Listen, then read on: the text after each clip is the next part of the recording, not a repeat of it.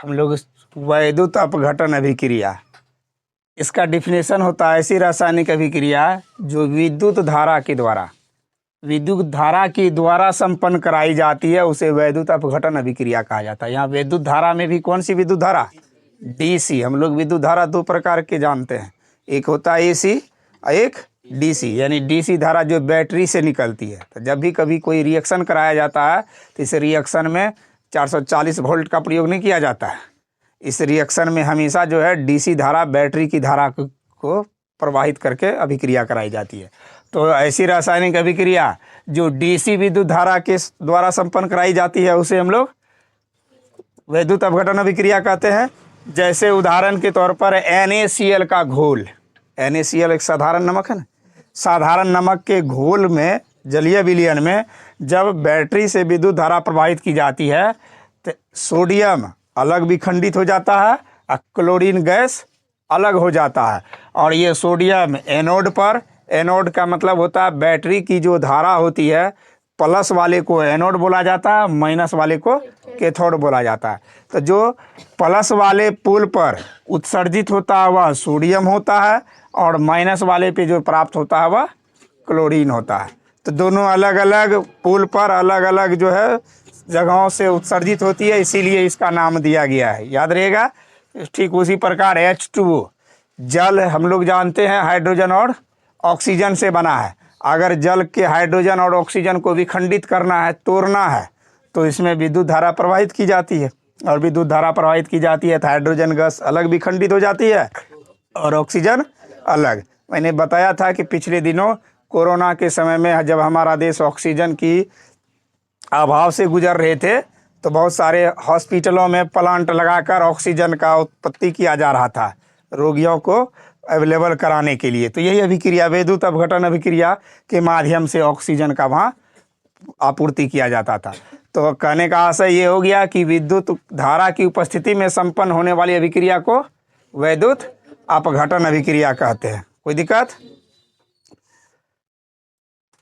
और दैनिक जीवन में यानी डेली लाइफ में उपचयन अभिक्रिया जो पढ़ चुके हैं, ऑक्सीजन की उपस्थिति में संपन्न होती है, इसका क्या प्रभाव होता है इसके बारे में जानेंगे। तो उपचयन अभिक्रिया का पहला प्रभाव देखा जाता है संक्षारण। संक्षारण का अर्थ होता है नष्ट होना, संक्षारित होना मतलब नष्ट होना।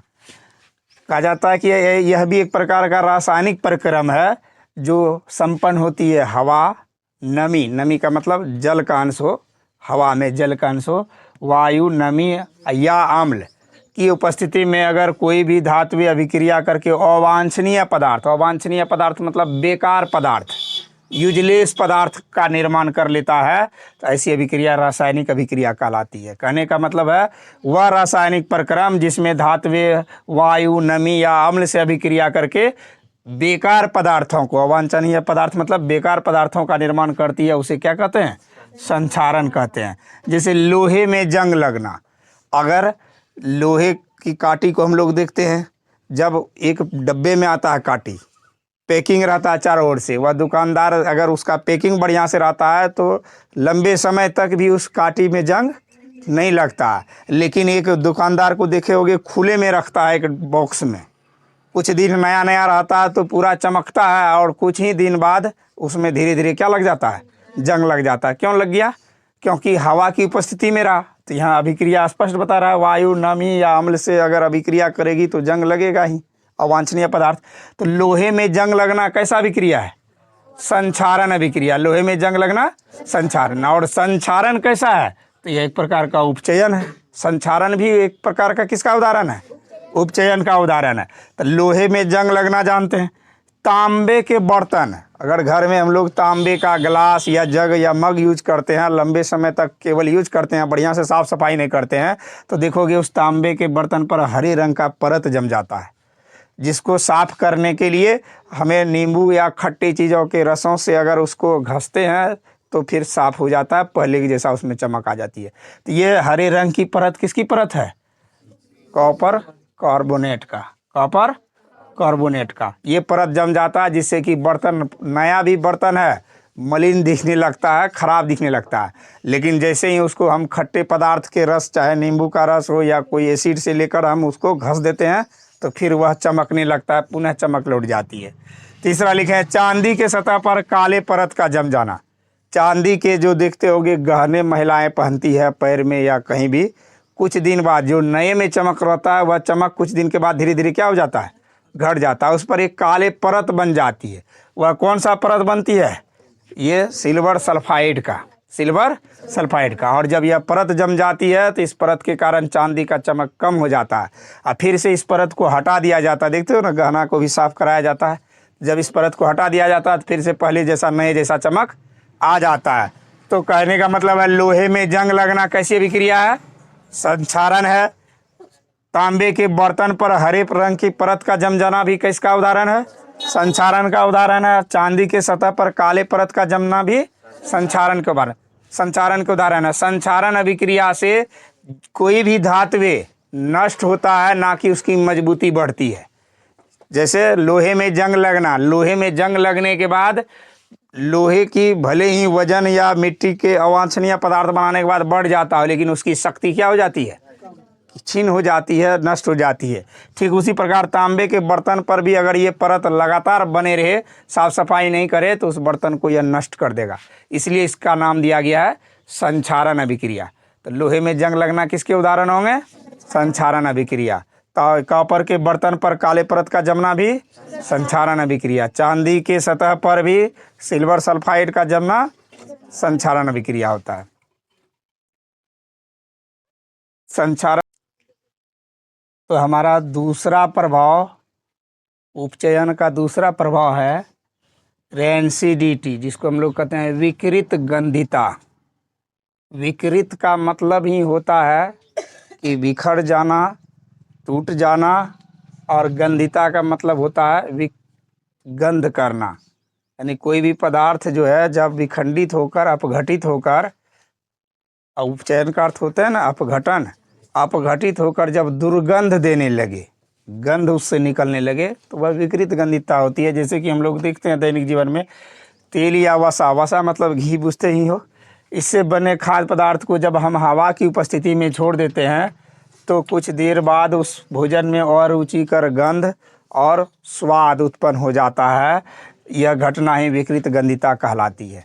जैसे गर्मी के दिन में हम लोग भोजन बनाते हैं, अब भोजन को शाम में अगर खाएंगे तो उस भोजन से एक दुर्गंध निकलने लगता है, खराब स्वाद, मुंह में भी खट्टापन आ जाता है, एहसास होने लगता है कि ये खराब हो गया, सब्जी खराब हो गया, दाल खराब हो गया। रीजन, क्योंकि उसमें गर्मी के दिन में उपचयन अभिक्रिया काफ़ी तेज़ी से हुआ। ठीक उसी प्रकार अचार, जैम, जेली, ये सब भी पदार्थ को जब देखते होगे यूज करते हैं, खुले में छोड़ देते हैं, तो खुले में छोड़ देने के कारण इसमें भी बैक्टीरिया पहुंच जाती है और उसको अपघटित कर देता है, नष्ट कर देता है, जिसके कारण उसमें फफूंदी आ जाती है, सड़ने लगते हैं। तो ये सब घटनाएं क्या कहलाती है, विकृत गंधिता कहलाती है। तो विकृत गंधिता का अर्थ ही होता है कि जब उपचयन के कारण, विकृत गंधिता भी किसके कारण संपन्न होती है, उपचयन के कारण, हवा की उपस्थिति में संपन्न होने वाली जो जो अभिक्रियाएं हैं सब किसका प्रभाव उत्पन्न करता है, उपचयन के कारण प्रभाव होता है। तो इस प्रकार से कोई भी तेल या मसाले या वसा से बना पदार्थ अगर हवा की उपस्थिति में छोड़ देते हैं तो वह एक खराब गंध और खराब स्वाद उत्पन्न करती है। इस घटना को ही विकृत गंधिता कहा जाता है। उदाहरण के तौर पर भोजन का खराब हो जाना गर्मी के दिन में, या फिर अचार को खुले में छोड़ देने के बाद उसमें भी खराबी का आ जाना। आगे अब बढ़ते हैं दूसरा अभिक्रिया। दैनिक जीवन में उपचयन का यह तीसरा प्रभाव हम लोग दहन जानेंगे कि ये दहन क्या होता है। दहन का मतलब ही होता है जलना। दहन का मतलब जलना। कोई भी चीज़ जब जलती है तो उस क्रिया को क्या कहा जाता है, दहन। तो दहन एक प्रकार का ऑक्सीकरण अभिक्रिया। ऑक्सीकरण किसको कहते हैं, उपचयन को कहते हैं। तो उपचयन अभिक्रिया है या आप ऑक्सीकरण कह सकते हैं। तो दहन एक क्या है, तो दहन एक ऑक्सीकरण अभिक्रिया है जिसमें कोई ज्वलनशील पदार्थ हवा की उपस्थिति में या वायु की उपस्थिति में जलकर क्या उत्पन्न करता है, प्रकाश एवं ऊष्मा उत्पन्न करती है। क्या कहलाता है, दहन कहलाता है। मतलब कोई भी अगर ज्वलनशील पदार्थ वायु की उपस्थिति में जलकर प्रकाश एवं ऊष्मा उत्पन्न करती है तो इस क्रिया को हम लोग दहन कहते हैं। और दहन एक प्रकार का ऑक्सीकरण अभिक्रिया है। जैसे उदाहरण के तौर पर कार्बन को ऑक्सीजन की उपस्थिति में जलाया जाता है तो CO2 गैस तो प्राप्त होता ही है, इसके साथ साथ जलने में प्रकाश उत्पन्न होती है और ऊष्मा भी उत्पन्न होता है। हाइड्रोजन को क्लोराइड के साथ दहन कराया जाता है तो हाइड्रोक्लोरिक अम्ल उत्पन्न होती है और इसके साथ साथ प्रकाश और ऊष्मा की उत्पत्ति होती है।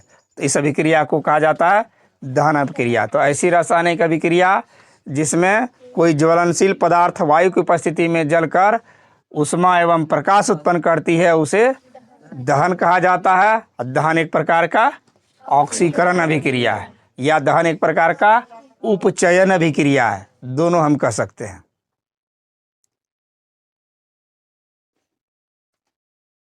संक्षारण से धातु को किस प्रकार बचाया जा सकता है, इसके कौन कौन से उपाय हैं, इसके बारे में हम लोग जानेंगे। तो धातु को संक्षारित होने से बचाव के लिए हमें इन बातों पर विशिष्ट ध्यान देना होगा। तो सबसे पहला, अगर धातु को पेंट कर दिया जाए तो उसमें जंग नहीं लगता है। इसके लिए ही देखते होंगे अक्सर घरों के ग्रिलों को, खिड़कियों को, है ना, दिवाली से पहले या दिवाली तक में हर साल लोग पेंट कराता है। क्यों? अगर पेंट करा दिया जाएगा तो उसका लाइफ बढ़ जाएगा और नहीं पेंट कराया जाएगा तो क्या होगा, तो कुछ ही दिन में ख़राब हो जाएगा। ग्रिल या खिड़की में लगे लोहे या फिर से बदलना पड़ जाएगा, ज़्यादा कीमत चुकानी पड़ेगी। तो जंग लगने का सबसे बचाव का सबसे पहला उपाय है क्या कर देना चाहिए, धातुओं को पेंट कर देना चाहिए।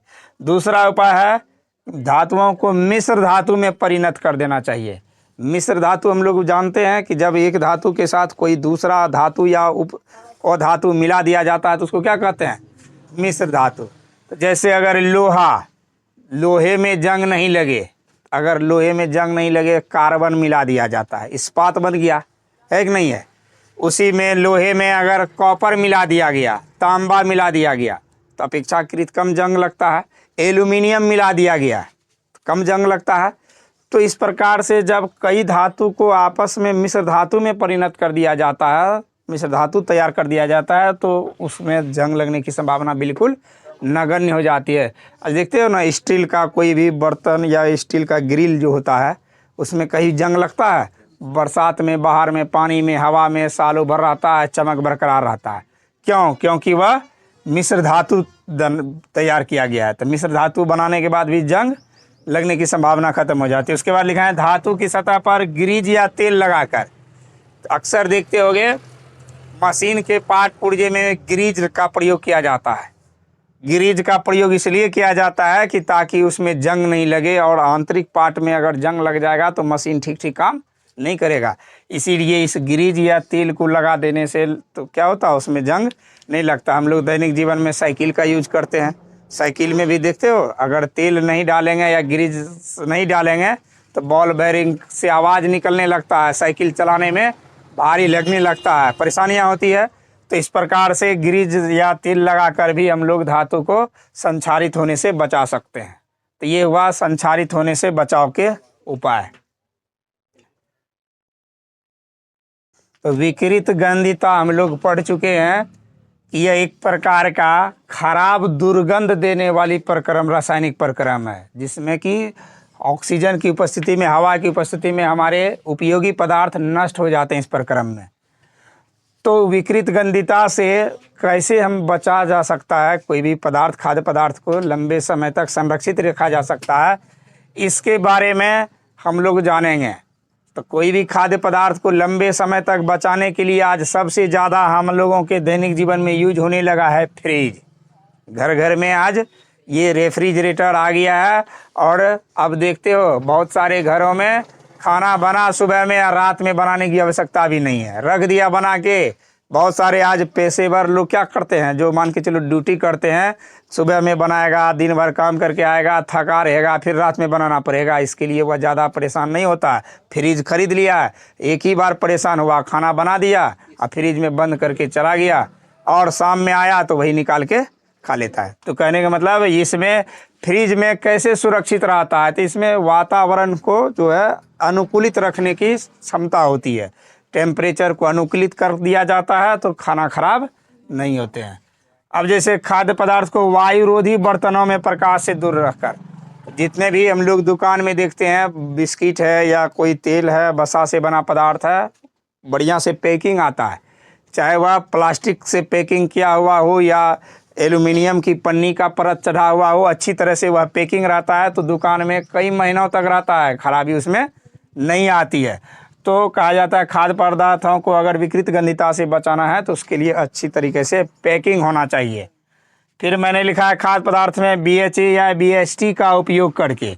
ये हमारा BHA एक प्रकार का रासायनिक पदार्थ है जिसको हम लोग ब्यूटीलेट हाइड्रोक्सी एनिसॉल और BHT को कहते हैं ब्यूटीलेटेड हाइड्रोक्सी टॉलुइन। ये पदार्थ अक्सर बहुत सारे मसालों में आजकल मिला हुआ मिलता है। इस पदार्थ का उपयोग बड़े पैमाने पर कारीगर भोज में करता है। इसके उपयोग से भोज में बहुत अधिक जो खाना बनता है कभी कभी, और जब नहीं खाने वाले रहते हैं तो इसकी बर्बादी अगले दिन तक नहीं होता है, लंबे समय तक यह खाना चलता है और इसका उपयोग करके खाने को लंबे समय तक संरक्षित। होटलों में खास करके इसका ज़्यादा उपयोग किया जाता है। होटल में जब भी देखते हो किसी दिन कस्टमर नहीं आया तो खाना बर्बाद ना हो जाए, इसका उपयोग करके वह खाना संरक्षित करता है, अगले दिन फिर क्या करता है उसको उपयोग में ले आता है। तो ये भी भोजन को बर्बाद होने से या खाद्य पदार्थ को ख़राब होने से बचाती है। फिर चिप्स की थैली में नाइट्रोजन का गैस भरकर, चिप्स भी देखते हो, चिप्स जितने भी प्रकार के आज दुकानों में डब्बा बंद गैस भरा हुआ मिलता है, क्या यह हर रोज़ बनाती है कंपनी, हर रोज़ समाप्त हो जाता है? नहीं, ये कई महीनों तक चलती रहती है। और इसमें भी वसा और तेल से बना हुआ अगर खुला छोड़ दिया जाता तो क्या होता, खराबी आ जाती, बच्चे बहुत खाते हैं, बीमार पड़ जाते। लेकिन आज इसमें क्या कर दिया जाता है, एक प्रकार का गैस भर दिया जाता है। कौन सी गैस? Nitrogen gas.